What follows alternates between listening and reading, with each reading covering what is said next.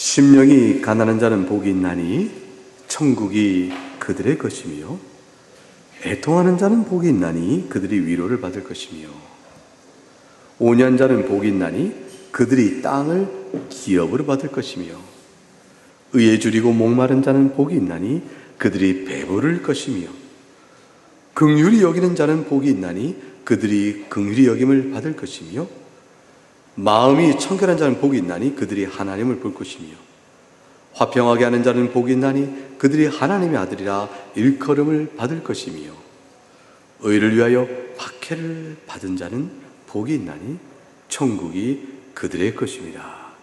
하나님의 말씀입니다. 하나님께 감사합니다. 오늘도 복된 주일에 하나님 앞에 나와 예배로 나오신 여러분을 주의 이름으로 축복합니다.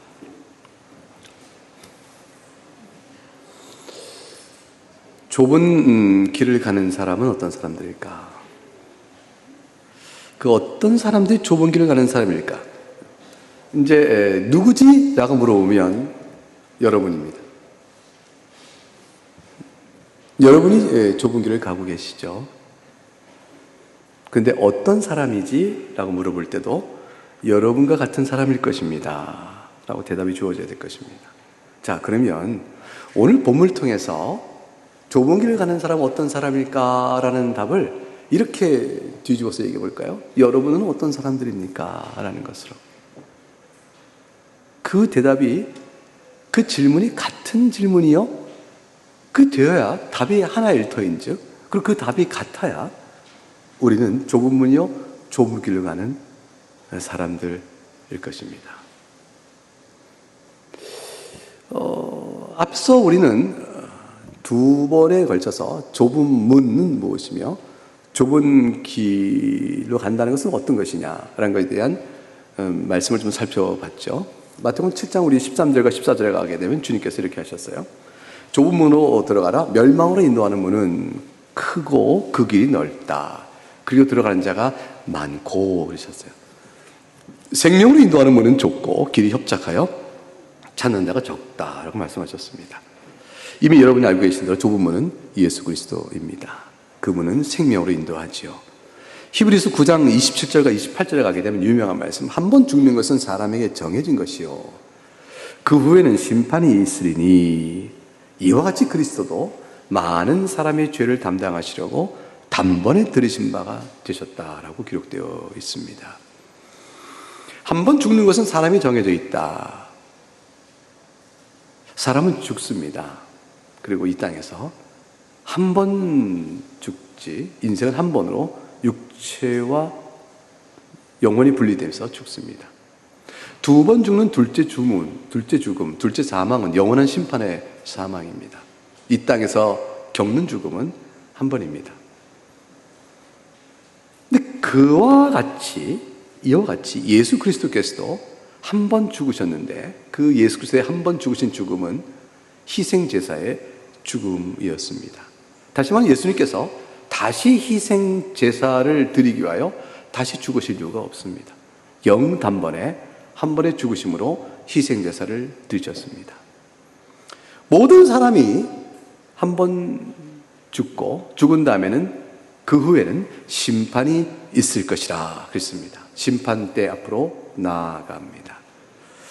그런데 예수님께서는 희생제사를 위하여 단번에 죽으시고 예수님이 나가신 그 심판은 자신이 선택한 모든 백성,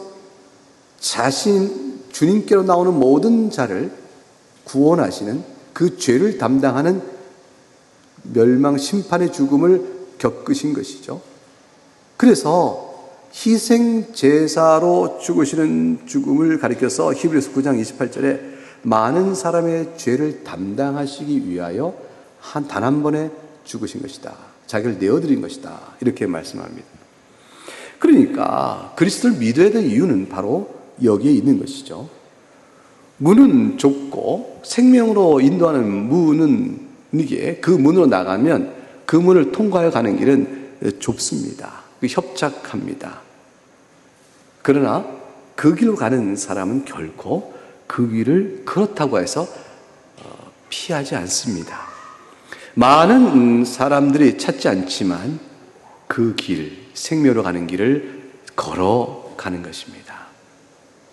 그럼 그 길을 가는 사람은 어떠한 사람인지에 대해서 우리가 살펴볼 때 우리 산상수훈에 나와 있는 팔복의 내용을 통해서 살펴볼 터인데, 우리는 몇 가지 여러 가지 관점에서 그 길을 가는 사람, 좁은 길을 가는 사람에 대해서 어떤 사람인가 살펴볼 수 있는데 한 5가지 정도를 살펴볼 것입니다. 첫째, 하나는 좁은 길을 가는 사람, 그 사람에게 없는 것이 있어요. 그 결핍된 것이 있습니다. 그 결핍으로 인하여 좁은 길을 가는 사람은 어떤 반응을 나타냅니다. 결핍을 인식하고 결핍 때문에 그가 하나님 앞에서 어떤 영적 반응을 나타냅니다. 그런 자라야 좁은 길을 가는 사람이에요. 두 번째는, 좁은 길을 가는 사람은 그 길을 가면서 하나님으로부터 채움을 얻습니다. 채워짐을 얻어서 자신에게 전에 없던 것이 채워지는 그 은혜를 입으며 걸어가는 사람입니다. 그게 두 번째, 우리가 다음 주에 살펴볼 좁은 길을 가는 사람의 상태입니다. 세 번째는, 그 좁은 길을 가는 사람은 해석 능력이 다릅니다. 해석 능력이 달라서 인생길을 걸어가며 하나님의 섭리를 살펴 그것이 무슨 의미인가라는 걸 해석하는 영적 안목, 해석 능력들이 열어지고 생성되고 또 적용되어진 그런 사람들입니다. 그래서 삶을 살아가는데 보는 눈이 달라집니다. 이게 세 번째로 좁은 길을 가는 사람의 특징입니다. 네 번째는, 이 길을 가는 사람은 든든한 배짱이 있습니다. 그 배짱은 뭐냐면 하나님을 굳게 의지해갑니다. 하나님을 신뢰하고 의지해가는 인생길을 걸어갑니다. 그래서 마지막 5번째로 살필 좁은 길이라는 사람의 특징, 현재는 5가지 정도 생각하고 있는데, 그 사람 마지막 인생의 결국과 부르심을 생각합니다. 그리고 나는 어떤 인생을 살면 좋을까라는 목적의식과 자기를 부르시는 소명을 생각합니다. 이런 몇 가지 특징들을 가지고 사는 사람을 좁은 길로 가는 사람이라 할 수 있습니다. 오늘 본문을 통해서 오늘 보게 되면 팔복은, 그 유명한 팔복은 하나님 나라에 합당한 자가 누구인지를, 어떠한 자인지를 설명하는 8가지 유형들이 설명되고 있죠. 이 8가지 유형은 하나님 나라에 합당한 자라면 다 가지고 있는 8가지의 상태입니다. 그러나 이 8가지 상태를 주님께서는 여러 관점에서 풀어 가르침으로 과연 천국에 합당한 자로서의 영적 중심, 그것이 있는가라고 물어보는 것이죠. 그걸 우리에게 일깨워 주십니다. 오늘 우리는 결핍의 상태를 인식하고 거기에 대하여 영적 반응을 보이는 사람으로서의 좁은 길을 가는 자의 상태를 살펴볼 것인데, 오늘 마태복음 5장 3절 10절까지 읽은 것 가운데서 특별히 3가지를 뽑아서 살펴볼 것입니다. 그 첫 번째는 3절입니다. 3절 한번 같이 읽어보겠습니다. 시작. 심령이 가난한 자는 복이 있나니 천국에 그들이 것이미요 그랬습니다. 심령이 가난한 사람입니다. 좁은 길을 가는 사람은 심령이 가난한 사람입니다. 어떻게 합니까? 천국이 그의 것이라 하셨거든요. 그러니까 생명의 길로 인도하는 그 문을, 생명으로 인도하는 문은, 그 길로 가는 사람은 천국을 누리는 사람이죠. 그 사람에 대해서 첫 번째 주님은 심령이 가난하다 그랬습니다. 마음이 가난합니다. 이것은 어떤 의미를 나타낼까요? 시편 70편 5절을 가게 되면 이렇게 설명돼요. 시편 70편 5절을 열어보실까요?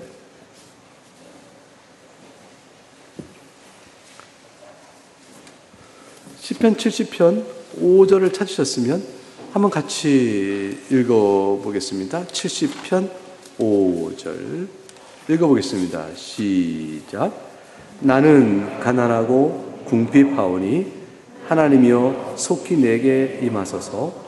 주는 나의 도움이시요 나를 건지시는 이시오니 여호와여 지체하지 마소서.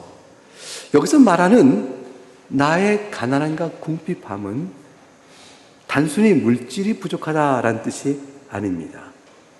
다시 말하면 자기의 영혼을 2절에 보게 되면 자기 영혼을 찾는 자, 육체적 생명에 위협을 하는 자, 그리고 3절에 아하 하면서 하나님을 구하는 자에게 수치를 당하게 하고, 4절에 보게 되면 주를 찾는 자를, 주의 구원을 사랑하는 자를 향하여 그 저들이 위협하는 모든 상황 속에서 속수무책으로 도울 길 없어 주 앞에 나오는 자가 가난하고 궁핍한 자입니다. 이 사람을 향한 모든 공격은 영적으로 말하면 죄의 세력의 공격이 되어집니다. 그래서 시편에 설명한 가난하고 궁핍함은 하나님에 대한 절대 의존의 감정을 설명합니다. 하나님을 절대적으로, 하나님의 보호하심을 절대로 의존할 수밖에 없는 자의 상태입니다. 이 상태의 사람이 천국을 생각할 때, 내가 천국을 생각할 때 하나님의 절대적인 도움이 없으면 난 천국에 이룰 수 없습니다 라고 고백하고 탄식하는 사람이에요. 그런 사람이 자신에게 어떤 능력과 천국을 생각할 때 어떤 것도 내가 주장할 것이 없음을 고백하는 사람이죠. 무능과 무력함을 말하는 사람이에요. 이사야 57장을 가보면, 이사야 57장 17절에, 이사야 57장 17절, 그 말씀 한번 같이 읽어보겠습니다. 57장 17절.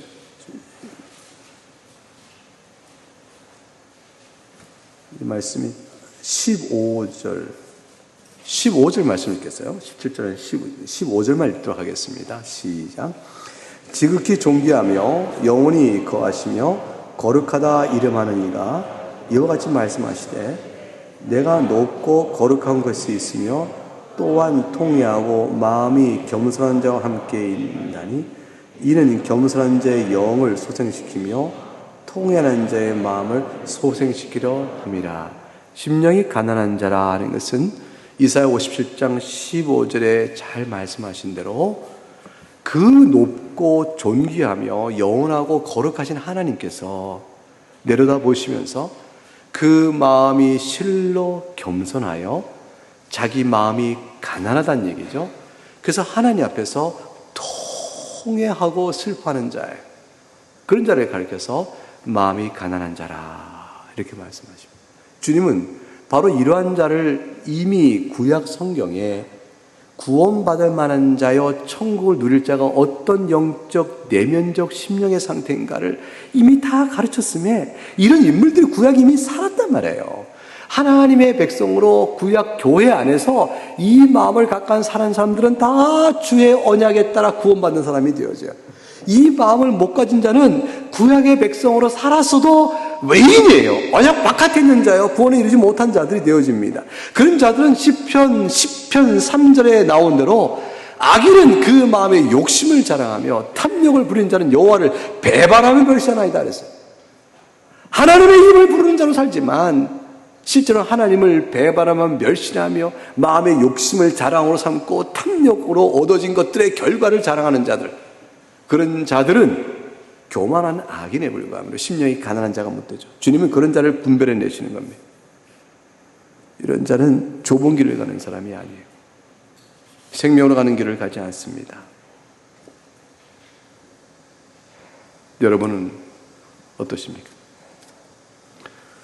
여러분 거룩하고 존귀하며 영원히 거하시는 하나님 앞에서 실로 자신의 마음의 통해와 슬픔과 죄의 본성의 모습들을 드러내고 통절히 아파하고 우리 영의 새롭게 하심을 구하는 그러한 고백을 진실히 했으며, 또 그것으로 인한 지금 나에게 남아있는 연약한 모습 안에서도 그것을 다시 한번 상기하고 또 고백하는 눈물의 기도 시간들을 갖고 계시나요? 그 마음이 여러분의 마음입니까? 라고 물어보는 거죠. 그 마음이 여러분의 마음이면 좁은 길을 걷는 사람의 마음인 겁니다. 4절, 오늘 본문의 4절에 보면 주님께서 애통하는 자에 대해서 말씀하셨죠. 애통하는 자는 어떠하다고 말씀하셨습니까? 위로를 받을 것이라 했습니다. 이 애통은 마음이 가난한 자에 대한 자연스러운 반응이죠. 이 반응에 대해서 다시 시편 6절을 보게 되면 시편 6편에서 이렇게 고백이 이루어지고 있습니다. 잘 주석해 놓고 있죠. 주님은 이 시편에 기록된 모든 것이 나를 가리켜 기록한 것이라 했을 때 시편 속에 있는 이 내용이 주님 앞으로 나오는 모든 성도의 그 심령이 되는 것도 포괄해 설명하시죠. 시편 6편 1절부터 4절을 볼까요? 시편 6편 1절부터 4절을 우리 한번 같이 읽어보겠습니다. 시작. 여호와여, 주의 분노로 나를 책망하지 마시오며 주의 진노로 나를 징계하지 마옵소서. 여호와여, 내가 수척하여 싸우니 내게 은혜를 베푸소서. 여호와여, 나의 뼈가 떨리오니 나를 고치소서. 나의 영혼도 매우 떨리나이다. 여호와여, 어느 때까지니까? 여호와여, 돌아와 나의 영혼을 건지시며 주의 사랑으로 나를 구원하소서. 이 아픔을 고백하고 있는 거죠. 이게 애통의 마음이 끓어오르는 겁니다. 내 안에 하나님 앞에서 통회하는 심령으로 자복하고 엎드릴 때에 자신이 지금 하나님 앞에서 어떤 자인가 라고 생각해 보니 하나님의 분노를 당할 자요, 진노를 당할 자구나 라는 자기 상태에 대한 인식이 뼈저리게 들어오는 거예요. 나는 어떤 자인가? 하나님 앞에 마음이 가난한 자라고 했어요. 통회합니다. 이 통회는 그러므로 인하여 나는 하나님의 분노와 진노를 받기에 합당한 자요, 주께서 나를 분노로 책망하며 진노로 징계하셔도 마땅합니다 라는 것 때문에 내 영혼이 막 떨려요. 내 뼈가 다 떨려요. 덜덜덜덜 떨리는 거죠. 하나님의 진노의 무서움 앞에서 내 악을 생각하면 살 길이 없다 라고 아는 겁니다. 근데 이 애통의 눈물이 여러분 보세요. 마옵소서라는 간절한 간구로 나가요. 이게 참 놀라운 거예요.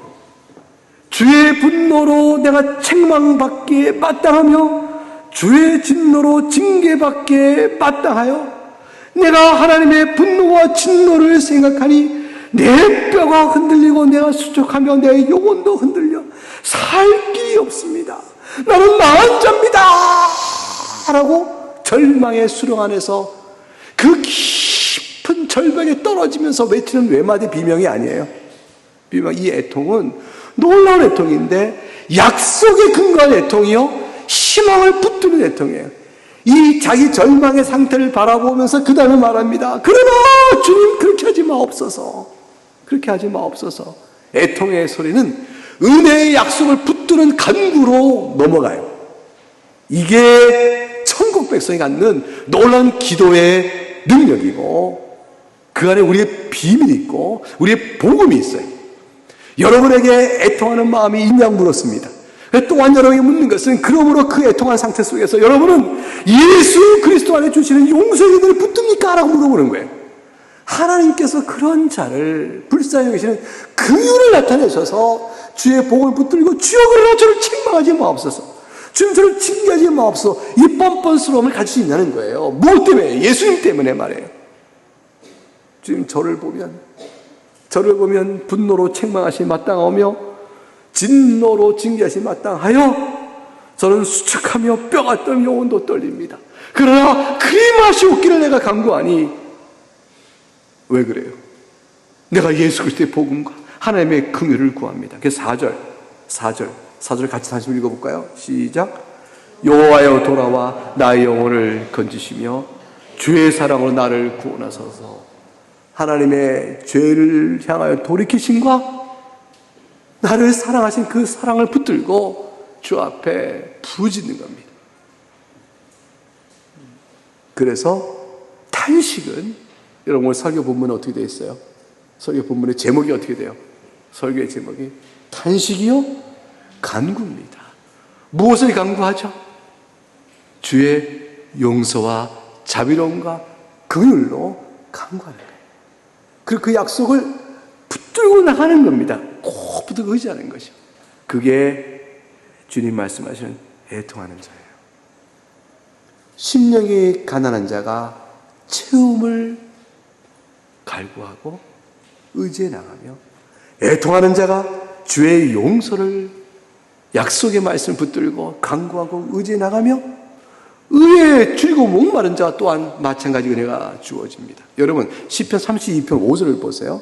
애통하는 자, 그 자에 대해서 시편 32편 5절에 어떻게 다윗이 또한 노래하는가?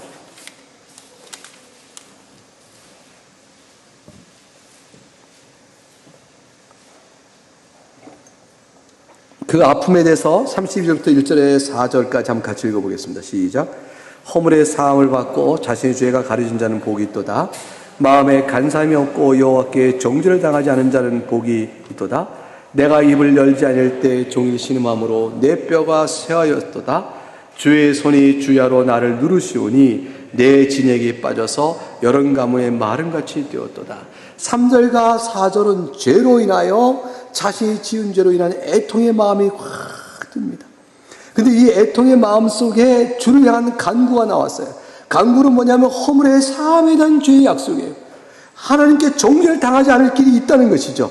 그 길 때문에 5절을 다시 읽어봐요. 시작. 내가 이르기를 내 허물을 여호와께 자복하려 하고 주께 내 죄를 아뢰고 내 죄악을 숨기지 아니었더니 곧 주께서 내 죄악을 사하셨다.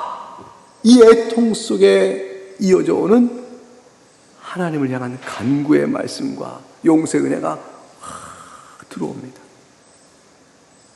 주님께서 그 애통하는 자가 어떠할 거라고 오늘 마태복음 5장 본문에서 말씀하셨죠? 5장 4절에 애통하는 자는 복이 있나니 그들이 위로를 받을 것이라 했습니다. 사랑하는 여러분, 여러분의 죄로 인해서 주님 앞에 슬퍼함과 아픔과 괴로움과 떨림이 있냐고 여러분 어떠냐고 묻습니다. 그러나 또한 여러분이 이어 묻습니다. 그러한 여러분의 떨림 속에 예수 그리스도의 복음이 여러분에게 위로가 되어져서 내가 내 죄를 주 앞에 고하였더니 내 죄악을 숨기지 아니했더니 주님께서 내 죄악을 사하였다라는 용서의 위로를 주님 또한 여러분은 누리고 계십니까? 여러분의 심령 속에 그 용서가 여러분의 것으로 들어오고 있습니까? 묻는 거예요. 여러분 예수 믿는 것은 그런 것이에요. 예수 믿는 것은 여러분의 애통의 눈물을 닦아주신단 말이에요. 애통함이 없으면 그 닦아주신 눈물의 자비로움을 모를 것이로되 그 애통이 여러분 심령을 후벼 파면 그리스도의 은혜가 여러분의 눈물을 깊이 닦아주신단 말이에요. 주님은 그걸 아느냐고 물어보는 거예요. 그걸 아느냐? 너 영혼 속에 그것이 있느냐? 그것입니다. 그걸 모르는 자는 무감각한 자요, 자기 의를 자랑한 자밖에 안 되죠. 그래서 의에 줄이고 목말라 하지 않습니다. 주님이 말씀하시기를 의에 줄이고 목마른 자는 배부름을 얻을 것이라고 말씀하시는 거예요. 이런 자가 어떤 자일까요? 시편 17편에 가보면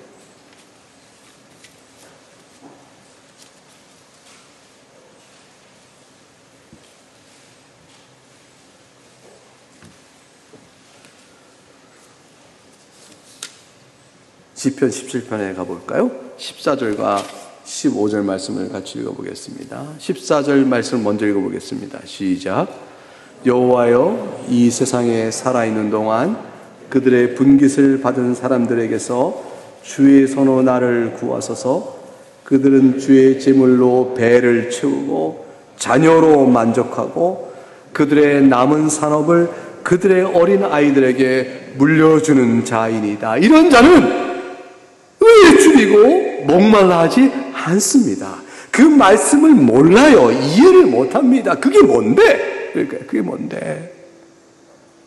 그의 배부름은 세상에 있거든요. 세상에 있거든요. 하나님을 예배하지 않아요. 하나님 말씀 앞에 서지 않습니다. 넓은 길을 가는 사람이에요. 시편 17편 14절의 사람을 뭐라 할꼬? 넓은 길을 가는 사람이라 그렇게 말할 것입니다. 그러나 15절을 같이 읽어보겠습니다. 시작. 나는 의로운 중에 주의 얼굴을 배우리니 깰 때에 주의 형상으로 만족하리이다. 주의 형상으로 만족하는 사람, 체험을 얻고 배부름을 얻은 사람이죠. 주님께 약속하셨어요. 너희가 의의 없음으로 너희를 탄식하고 또 불의함으로 인하여 주의 징계와 분노로 인하여 너희 뼈가 떨리고 그러하냐. 내가 너에게 베푸는 긍휼과 자비를 믿고 의지하여 그 가운데 하나님 앞에 감사하고 나오는 자는 너희가 줄이고 목말랐던 그 의를 체험을 얻을 것이니 그런 자에게 천국이 저희 것이라 이렇게 말씀하신 거죠. 그런 자는 위로를 받을 것이라 하셨고 그런 자는 배부름을 얻을 것이라 하셨습니다. 이게 바로 좁은 길을 가는 사람에게 있어서 결핍으로 인한 의의 결핍으로 인한 자기 죄악으로 인하여 애통하는 영적 반응이요 줄이고 목말라 하는 영적 반응을 겪는 자에게 주께서 그런 자에게 베푸시는 놀라운 용서가 있으니 놀라운 긍휼이 있으니 그게 바로 영생이요 천국인 것입니다. 이런 자들이 좁은 길을 가는 것이라. 여러분 어떠세요? 여러분 설명하고 있잖아요. 여러분의 지금 심령을, 여러분의 경건을, 여러분의 믿음을 지금 이 말씀, 주님의 말씀이 설명하고 있지 않습니까? 배부른 자는 화가 있다고 주님이 말씀하셨어요. 누가복음 6장 24절과 25절에 화 있을진저 너희 부유한 자여. 누가복음 6장에 말씀하셨어요. 너희는 너희 위로를 이미 받았다. 세상에다 받은 위로로 너희가 족하다. 화 있을진저 너희가 지금 배부르냐? 너희는 장래에 줄일 것이라 했어요. 주님의 의가 없는 자요 세상에 마음을 두고 사는 자죠. 지금 너희가 웃느냐? 나중에는 애통하며 울 것이라 했어요. 그러나 반대로 지금 여러분이 애통하며 우느냐? 그럼 그날에 주께서 그 의를 다 채워주시고 여러분을 웃게 하실 것입니다. 이것은 좁은 길을 가는 사람의 아주 중요한 성격이고 시작점이며 그리고 토대입니다. 이것이 없으면 다른 어떤 좁은 길을 가는 사람의 특성을 다른 어떤 특성을 잘 나타내고 있어도 아닙니다. 좁은 길을 가지 못합니다. 그리고 왜곡된 경건이요 왜곡된 종교성으로 뒤틀려지게 되어 있습니다. 첫 단추를 바로 껴야 나머지 단추가 바로 끼듯 구원받는 사람이요 생명하는 사람의 모든 영적 정서와 출발점은 바로 여기부터 나갑니다. 탄식과 약속된 말씀에 대한 간구, 그걸 꼭 붙들고 그 안에서 참된 위로와 배부름을 얻는 자, 거기에 있습니다. 이 영적 정서가 잘못된 사람에 대한 적나라한 이해를 주님께서 누가복음 18장에서 잘 설명하셨어요. 여러분 누가복음 18장 한번 열어보세요. 너무너무 유명한 주님의 비유인데 누가복음 18장 9절부터 14절까지 말씀을 보겠습니다.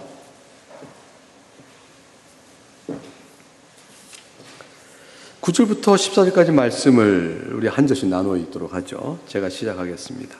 또 자기를 의롭다고 믿고 다른 사람을 멸시하는 자들에게 이 비유를 말씀하시되 두 사람이 기도하러 성전에 올라가니 하나는 바리새인이요 하나는 세리라. 바리새인은 서서 따로 기도하여 이르되 하나님이여 나는 다른 사람들 곧 토색, 불의, 간음하는 자들과 같지 아니하고 이 세리와도 같지 아니함을 감사하나이다. 나는 일에 2번씩 금식하고 또 소득의 11조를 드리나이다 하고 세리는 멀리 서서 감히 눈을 들어 하늘을 쳐다보지도 못하고 다만 가슴을 치며 이르되 하나님이여 불쌍히 여기소서 나는 죄인이로소이다 하였느니라. 내가 너희에게 이르노니 이에 저 바리새인이 아니고 이 사람이 의롭다 하심을 받고 그의 집으로 내려갔느니라. 무릇 자기를 높이는 자는 낮아지고 자기를 낮추는 자는 높아지리라 하시니라. 사랑하는 교우 여러분, 여기 바리새인은 정말로 괜찮은 사람입니다. 이렇게 생각해 보세요. 여러분 자신이 말고 여러분의 자녀가 여기 말하는 바리새인과 같은 모습을 가졌다고 생각해 보세요. 토색하지 않고 불의하지 않고 간음하는 자와 같지 않고 즉 세리와 같은 인생의 모습을 안 보이고 12절 일에 2번씩이나 금식하고 소득의 11조를 드리는 그러한 자녀를 봤다고 생각하세요. 여러분 얼마나 마음이 뿌듯할까요? 이 사람이 보여주고 있는 경건의 특징들은 훌륭한 신자임을 보여줄 만한 스펙을 잘 갖고 있잖아요. 거꾸로 생각해 볼까요? 불의해요. 간음해요. 토색질해요. 하나님 앞에 나와 기도도 안 해요. 헌금 안 해요. 모든 신앙생활에서 지 멋대로 해요. 그럼 우리가 뭐라고 그래요? 걱정스럽다. 저자가 어찌할꼬? 쟤를 어떻게 구원할꼬? 이 생각할 거 아니에요. 그러니까 겉보기에 바리새는요 종교적 스펙이 좋은 거예요. 이 사람은 좀 경건한 훌륭한 신자의 모습을 특징을 잘 갖췄단 말이에요. 그런데 주님은 비교하고 계세요. 누구하고? 바리새인과 세리를. 하나님을 향해 부끄럽기만 한 사람. 13절. 하나님을 쳐다보면서 가슴을 하나님을 감히 쳐다보지 못하면서 가슴을 치는 사람, 애통이 여기는 사람이죠. 왜 애통이에요? 자기가 너무 가난해서 마음이 가난해요. 내어드릴 게 아무것도 의의가 없고 불의만 있어서 가슴을 치고 불쌍히 여겨달라고 말합니다. 그래도 하나님께 나와 기도하는 것은 불쌍히 여겨달라고 외침을 끝까지 포기하지 않는 거죠. 왜냐하면 하나님께 그렇게 기도하면 불쌍히 여길 줄을 믿고 나가는 믿음이 있어요. 하나님의 그 외에는 살 길이 없거든요. 그러니까 그 길밖에 없으니까 하나님 살려주세요. 살려주세요. 그거밖에 살 길이 없잖아요. 나는 죄인입니다. 나로서는 살 길이 없습니다. 하나님이 살려주셔야 삽니다. 이렇게 나오는 세리를 주님이 의롭다라고 말씀하신다는 거예요. 바리새인에게는 훌륭해 보이는데 결국 주님이 보실 때 좁은 길을 걷는 사람이 아니라고 보시는 거죠. 뭐 때문에 그럴까요? 잘했는데 뭐가 없을까? 이 세리와 같지 않다는 데 치명적인 영적 성격이 드러납니다. 이 사람이 잘했어요. 사랑하는 여러분, 저는 여러분이 주의 교훈에 따라 토색, 불의, 간음하지 않고 일에 2번씩 금식하며 자기 경건을 위해서 소득의 11조 드리길 원합니다. 여러분 전부 다 그렇게 하시길 바랍니다. 그렇게 해서 훌륭한 신자의 본을 버리고 됨됨이를 가지세요. 그렇게 가지세요. 그런데 여러분 그 모든 걸 가졌어도 세리와 같지 않다는 것 때문에 다른 사람을 멸시하면 아무 소용이 없어요. 여러분 넓은 길이에요. 넓은 길을 가는 거예요. 왜냐하면 은혜의 본질, 용서받은 자의 행복, 그리스도 앞에 나온 신앙의 이유를 아직도 모르고 있는 사람이거든요. 주님께서 이 비유의 첫 자리 9절에 뭐라고 하셨어요? 자기를 의롭다함을 믿는 사람이라 그랬어요. 그런 사람은 스스로 자신을 의롭다 한 사람. 그래서 11절에 서서 따로 기도했다는 것은 세리와 자기를 분리시켰다는 뜻이고, 서서 따로가 스스로 자기를 향하여라는 두 가지 의미가 같이 있어요. 이 원문상의 내용은 스스로 자기를 생각하며 스스로 자기에게 중얼거리기를, 그렇게 스스로 자기를 평가하며 기도하기를 뜻이요. 그러므로 저들과 분리시킵니다. 이 분리 속에는 멸시가 있는 거죠. 조롱이 있는 거죠. 평가가 있는 거죠. 왜 그래요? 자기가 의롭다고 여기니까. 이 사람은 심령이 가난하지 않습니다. 이 사람은 그래서 애통한 눈물이 적습니다. 있어도 형식이에요. 그리고 의에 줄이고 목마르시게 하는 거예요. 그러니 천국이 저에게서 멀지요. 그거를 주님께서 의롭다함을 받지 못한다라고 말씀하신 거죠. 이런 사람은 스스로 자기를 의롭다 하기 때문에 남들이 자기를 인정하지 않으면 그 사람이 틀린 거죠. 예수님이 바리새인을 인정하지 않으니까 바리새인은 손을 들어 예수를 치는 겁니다. 너 틀렸다 하는 거예요. 근데 자기를 인정하는 자, 인정하지 않는 자가 틀렸다는 대상을 사람에게만 국한하지 않고 예수님에 국한하지 않고 심지어 누구까지 향할 것 같아요? 하나님을 향해서도 이렇게 말한단 말이에요. 하나님도 틀렸어요. 나를 인정하지 않으면. 이런 자는 하나님을 사랑하지 않습니다. 하나님 사랑할 줄 몰라요. 도리어 그리스도의 용서와 자비를 구하는 자를 멸시하는 거죠. 이들은 회개의 모습을 성령 갖춘다 할지라도 칼빈이 말한 대로의 표현을 가지고 와서 다시 써보면 이렇게 돼요. 피골이 상접하여 하나님의 자비를 절대적으로 의지할 만큼 심령이 가난하지 않으니 저들은 예수 그리스도의 의를 그렇게 간절히 구하는 사람들이 아니요, 그리스도의 의도 자기 의와 덧붙일 만한 상대적인 게 되고 만다라고 말할 수 있는 겁니다. 시편 69편 29절에 오직 나는 가난하고 슬프오니 하나님이여 주의 구원으로 나를 높이소서라는 고백을 못하는 것이죠. 이 고백을 한다는 것은 정말 은혜입니다. 여러분에게 묻겠습니다. 이 고백이 있습니까? 여러분은 바리새인의 자기를 높이고 의롭다고 믿고 다른을 멸시하는 심령이 혹시 있습니까? 저는 여러분에게 있어서 없다는 대답을 기대합니다. 그러나 아플 수는 있을 거예요. 왜냐하면 그럴 때도 있으니까. 우리가 그럴 때가 있거든요. 목사님, 그럴 때가 있는 게 아니고 거의 그래요. 그럴 수도 있어요. 이따금 하나님 앞에서는 겸손하지만 사랑 앞에서는 거의 그래요. 네, 그럴 수도 있습니다. 왜냐하면 우리는 연약하니까, 아직은 자라가니까. 그럼 우리 이 말씀 듣잖아요. 이 말씀이 여러분 이렇게 아멘으로 받아들이잖아요. 이 말씀 붙들고 기도하실 거잖아요. 그리고 다시 가난해지실 거잖아요. 그리고 의에 없음을 애통하실 거 아니에요. 줄이고 목말라하실 거 아니에요. 예수 이름으로 채워지는 그 은혜를 또 붙들 거 아니겠어요.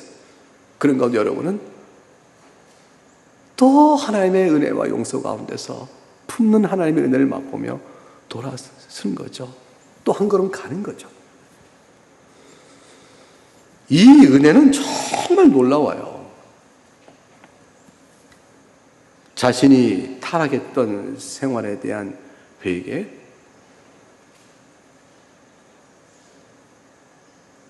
그리고 겉보기에는 죄가 아닌 것 같은데 실상은 다른 사람들에게 행했던 많은 그 부덕함에 대한 그것들조차 마음에 촥 들어오면서 아파하기도 하고,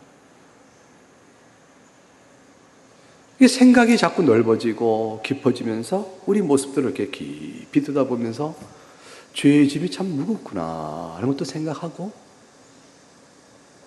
그러나 주의 용서가 얼마나 큰가를 다시 한번 꼭 들면서 천국이 저희 것입니다, 이 말에 너무 행복해하면서 나가는 한 걸음이면 됩니다. 전도를 하다 보면 어디서 막힐까요? 전도를 하다 보면 어디서 그 심령이 열릴까요? 자기 의가 있는 데서 전도가 막히고요. 자기 의가 깨지는 데서 전도가 열립니다. 예수를 믿으셔야 합니다 라는 말에 무슨 소리냐? 자기 의로 채워진 사람에게 막힙니다. 예수를 믿으셔야 돼요. 무너지면, 자기 의가 깨지면. 이 의를 깨게 하나님께서는 질병도 주시고 사업도 망하게 하시고 명예도 수치스럽게 만들어버리시고 가족관계도 깨버리기도 하시고 교만한 자랑을 내려놓게끔 하기도 하십니다.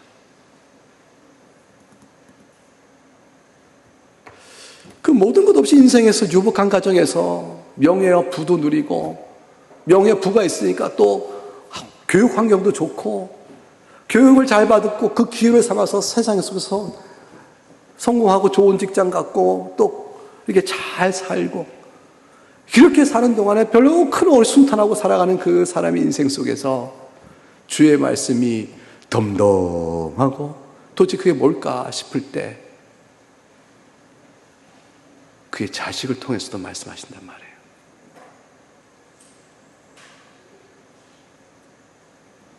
자식이 병들거나 병약하거나 자식이 비뚤어 나가거나 그걸 통해서도 말씀하세요. 하나님께서는 사랑하는 자를 반드시 들어세워서 의에 줄이고 목마르고 심령이 가난하고 애통하여 그리스도의 의만을 붙드는 데까지 나오도록 이끌어 가세요. 보게 하신단 말이죠. 정신과 의사가 하던 사람이 한평생 잘 살았어요. 돈도 많이 벌고. 그러니까 어떻게 해요?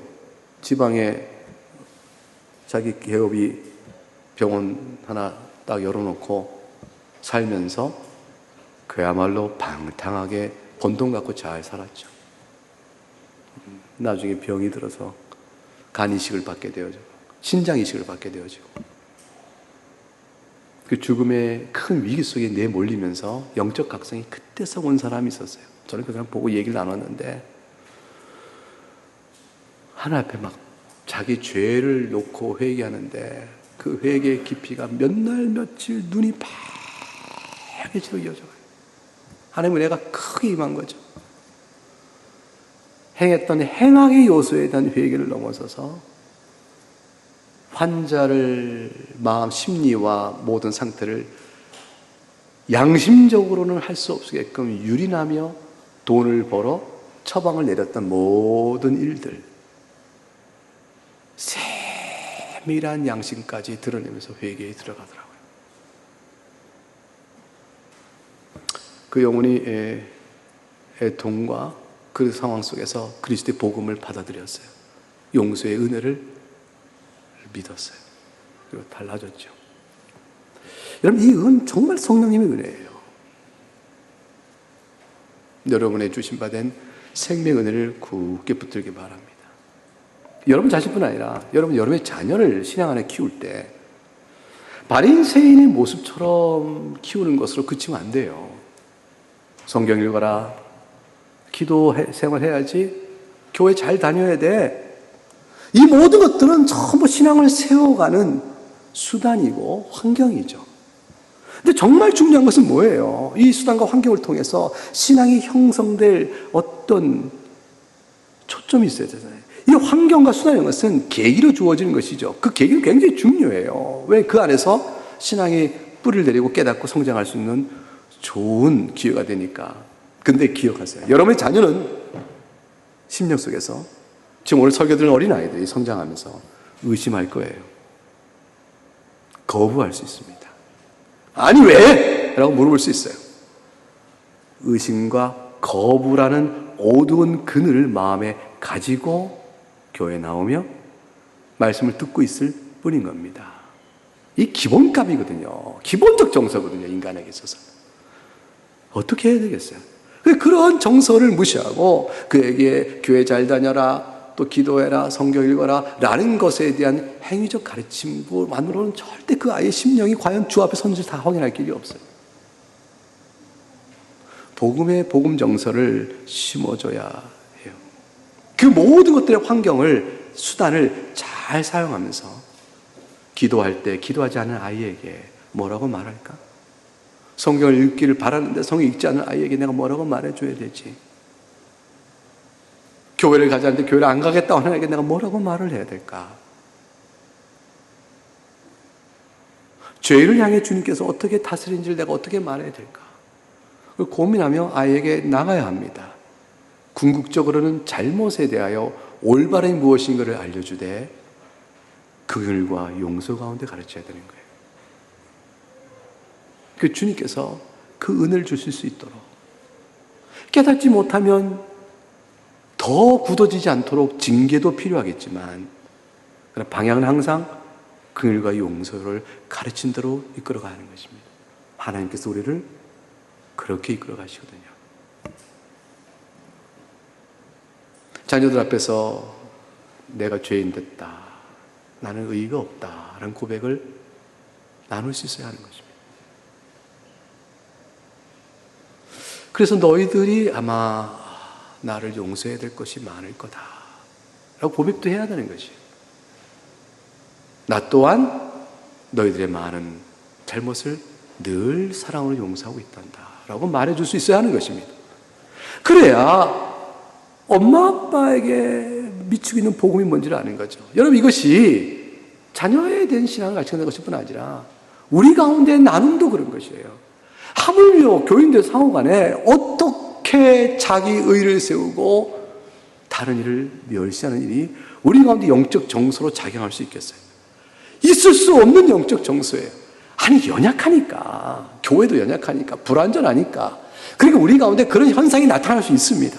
그 현상이 나타날 때에 그 현상은 불완전하며 연약함인 줄 알고 다시 또 극복해 넘어가야 될 것이지, 그것을 문제의식하고 싶어서는 안 되는 것이죠.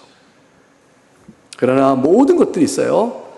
애통과 가난한 심령과 의의 죽의 목마름을 네가 아느냐라고 가르칠 때 그 모든 것들에 가장 중요한 것, 오늘 설계 어쩌면 초점이죠. 그것은 뭐냐면 다른 사람과 비교하여 네가 어떠냐는 관점이 아니라는 것을 꼭 가르쳐야 합니다. 나는 의의가 없습니다. 다른 사람보다 비해서요. 나는 애통해요. 다른 사람보다 더요. 이런 식의 의식이 아니에요. 하나님 앞에서 자신을 바라볼 따름이에요. 그리고 두 번째로 잊지 말 것은 뭐냐면 그 모든 애통과 의의 주림은 소망을 붙들고 하는 거라는 것입니다. 낙담케 해서는 안 돼요. 절대로 하나님의 백성을 낙담케 하면 안 됩니다. 예수님께서는 자기로 오는 자를 누구도 낙담케 하지 않습니다. 주님께 오지 않는 자에게 그들의 절망이 뭔가를 알려주시지만 주님께 오는 자를 결코 낙심케 안 합니다. 사랑하는 여러분, 낙담케 해서는 안 됩니다. 남과 비교하면 한편으로는 교만하게 하고 또 한편은 낙담케 하는 것입니다. 어떻게 해야 될까요? 결국은 적용의 오늘 교훈은 하나님 앞에서 자신을 정직하게 바라보고, 그리고 그러한 나를 사랑하시는, 그리스도 안에서 나를 사랑하시는, 그리스도 안에서 나를 사랑하시는 하나님을 사랑하는 것이 중요한 것입니다.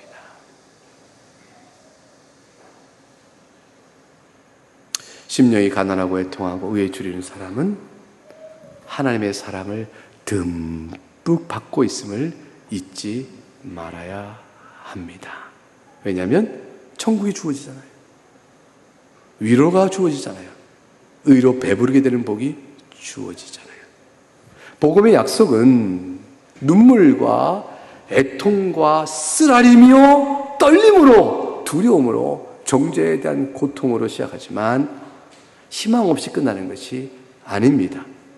복음은 항상 사랑으로 끝납니다. 하나님의 사랑을 확신하시고 그 가운데 평안을 누리시며 그 경험 가운데 살아갈 수 있어야 하는 것입니다. 이것이 좁은 길을 걸어갈 수 있는 우리의 출발이며 시작의 걸음이며 굳건한 걸음인 것입니다. 찬송하겠습니다. 함께 기도하겠습니다. 하나님 아버지, 과연 좁은 길을 가는 사람, 그 시작의 걸음이요 내내 그 길을 걷는 걸음의 토대요 기반이요 반석은 예수 그리스도 안에서 베푸시는 용서의 은혜인 것을 오늘 말씀을 통해 한번 생각을 다시 한번 붙듭니다. 그러기 때문에 우리 스스로는 심령이 실로 가난하고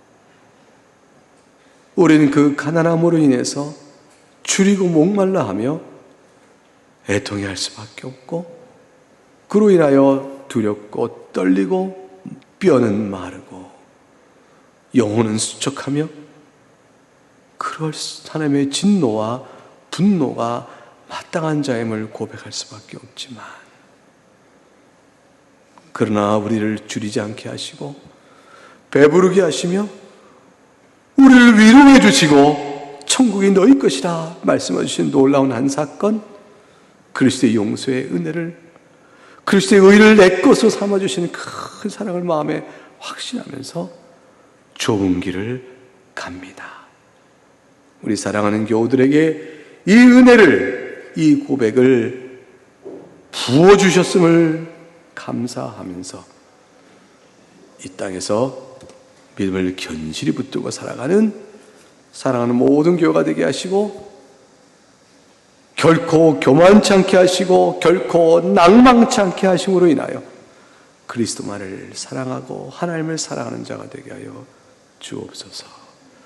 예수님 이름으로 기도하옵나이다. 아멘.